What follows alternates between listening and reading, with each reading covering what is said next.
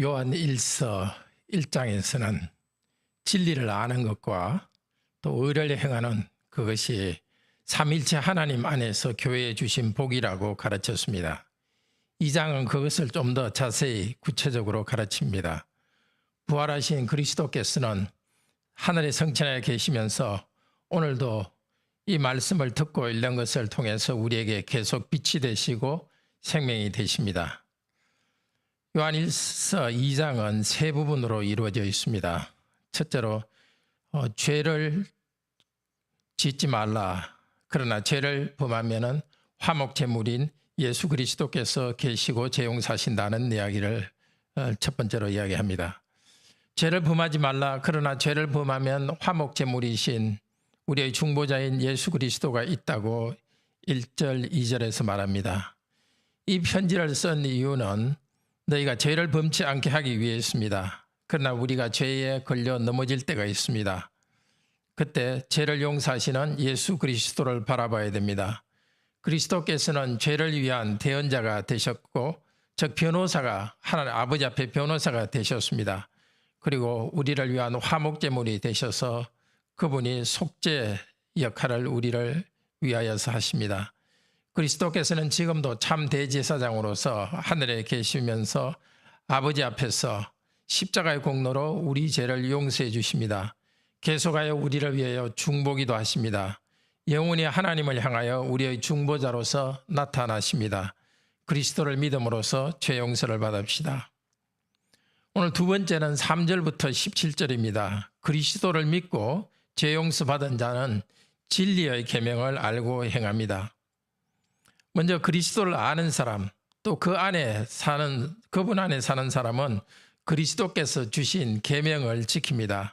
그 계명을 지킴으로써 하나님의 사랑이 온전케 됩니다. 그리스도를 아는 자는 그리스도께서 행하듯이 행해야 합니다. 그리스도의 계명에 따라서 사랑해야 합니다. 7절부터 서로 사랑하라는 것에 대해서 더 자세히 설명합니다. 이것은 새 계명이 아니라고 사도 요한은 말합니다. 너희가 처음부터 들은 옛 계명입니다. 이미 구약 성경에서 레위기 19장 18절에서 가르쳤습니다. 내 이웃을 내 몸같이 사랑하라고 말씀하셨습니다. 그런데 다시 새 계명을 쓴다고 말합니다. 8절에 서로 사랑하라는 이 옛 계명을 새롭게 선포하기 때문에 새 계명이라고 말합니다. 예수께서도 그렇게 하셨습니다. 요한복음 13장 34절에 새 계명을 너에게 주노니 서로 사랑하라.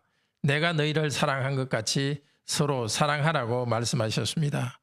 구약에 계시된 하나님의 계명을 그리스도께서 이렇게 요약하여 가르쳤습니다. 그리고 십자가에 죽기까지 사랑하는 모범을 보임으로써 사랑하셨습니다. 예수님께서 모범을 보이신 사랑과 요약하신 그 계명대로 사랑하라, 서로 사랑하라 하는 계명이 그리스도의 입을 통해서 새 계명이 되었습니다. 그러니까 옛 계명이지만 새롭게 가르쳤기 때문에 새 계명이 됐는데 사도 요한은 다시 새 계명으로 이 서로 사랑하라는 말을 다시 가르칩니다. 8절 10절에 참 빛이 벌써 비친다. 형제를 사랑하는 자는 빛 가운데 거한다고 합니다. 성령님의 감동으로 교회의 상황에 맞게 더 풍요롭게 가르칩니다. 형제를 사랑하는 자는 하나님의 뜻을 온전히 이루었습니다. 삼일체 하나님의 빛 가운데 사는 사람입니다.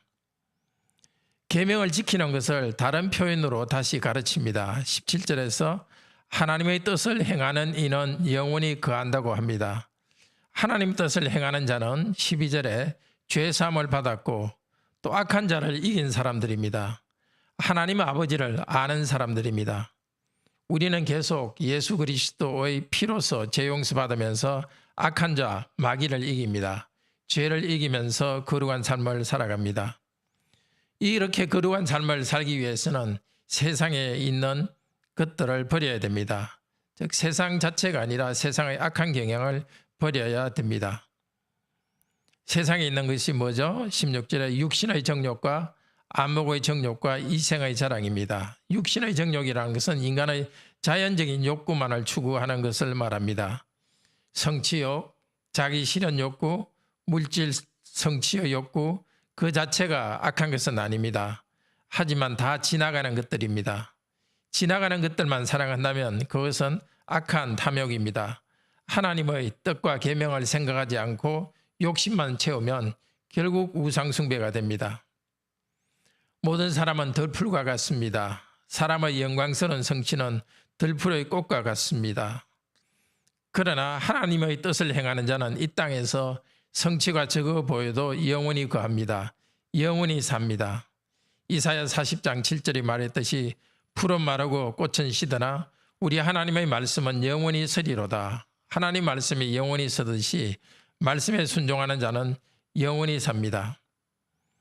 이 세상이 풀과 같다는 이 고백은 세상을 대충 살게 만들지 않습니다. 오히려 혹은 이 세상에서 정욕을 채우는 곳으로 살지 않습니다. 하나님의 말씀에 나타난 하나님의 뜻을 힘껏 행하는 장소로서 이 세상을 살아갑니다. 하나님을 사랑하고 형제를 사랑하는 영원한 열매를 풍성히 맺기 위해서 힘껏 수고하도록 합시다.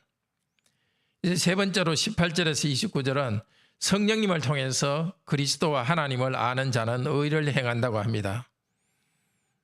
말세에 즉 그리스도가 일어난다고 사도 요한도 말합니다. 그리스도께서 말씀하신 대로 요한의 때에 이미 말세의 현상이 시작되었습니다. 말세는 한순간이 아니라 예수님께서 이 세상에 오신 이후부터 처음 오신 때부터 재림할 때까지의 긴 기간이 말세입니다. 그 말세는 지금도 계속되고 있습니다. 말세에 이단들이 나온다고 했는데 이단들이 생겼습니다. 22절에 보면 예수께서 그리스도이심을 부인하는 자들입니다. 혹은 예수 그리스도께서 육체로 오신 것을 시인하지 않는 자들입니다. 예수라는 사람은 하나님도 아니고 그리스도도 아니라고 주장하는 자들이 그때 있었습니다. 그렇지만 인간 예수님이 하나님의 아들임을 고백하는 우리들은 아들의 안과 아버지 안에 거합니다. 삼일체 하나님 안의 영원한 생명 안에 우리는 거합니다. 우리가 어떻게 예수 그리스도와 하나님을 알고 그 생명을 누리게 되었습니까? 주 예수 그리스도의 기름 부음 받음이 우리를 가르치기 때문입니다. 거룩하신 자 아버지 하나님으로부터 기름 부음 때문에 진리를 알게 됩니다. 20절 27절에서 그렇게 말하죠. 성령으로 기름 부음이 아버지 하나님과 아들 하나님으로부터 우리에게 주어졌습니다. 아버지와 아들의 영께서 우리를 가르치기 때문에 우리는 아들을 알고 또 아버지를 알았습니다. 하나님을 아는 것은 추상적인 것이 아닙니다. 영적으로 실제로 계신 삼위일체 하나님 안에 거하는 것입니다. 주님 안에 거함으로 우리 주님 재림하실 때 담대하게 주 앞에 설 것입니다. 그 안에 거한다는 것은 그리스도의 의로우신 주를 알고 의를 행하는 것입니다. 의를 행하시는 것을 통해서 우리가 그리스도에게서 난 자인 줄을 알게 됩니다.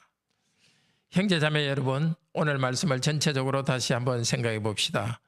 우리는 하나님께서 사람 예수가 되었다는 것을 압니다. 우리를 구원할 그리스도가 되셨다는 이 진리를 압니다. 하나님과 친교를 누립니다. 그래서 형제 사랑하는 의로운 일을 계속 행합니다. 요한복음 12장에서 예수께서 말씀하셨습니다. 하늘의 밀알이 떨어져 죽으면 많은 열매를 맺는다고 하셨습니다.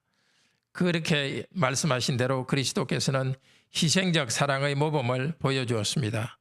우리도 그 모범을 따라 서로 사랑하라고 초대하셨습니다. 그리스도를 사랑하는 자에게는 영원까지 일하는 생명과 빛이 있다고 그리스도 자신께서 말씀하셨습니다. 요한복음 12장 25절 35절입니다. 그런데 사도 요한은 예수님의 이 말씀을 요한복음에 기록했고 요한일서 편지에서도 반복해서 말합니다. 그리스도의 말씀을 따라 사는 자는 그리스도 안에 거합니다. 그리스도와 하나님의 사랑을 받으면서 서로 사랑합니다. 그래서 빛 가운데 삽니다. 생명을 가지고 있습니다.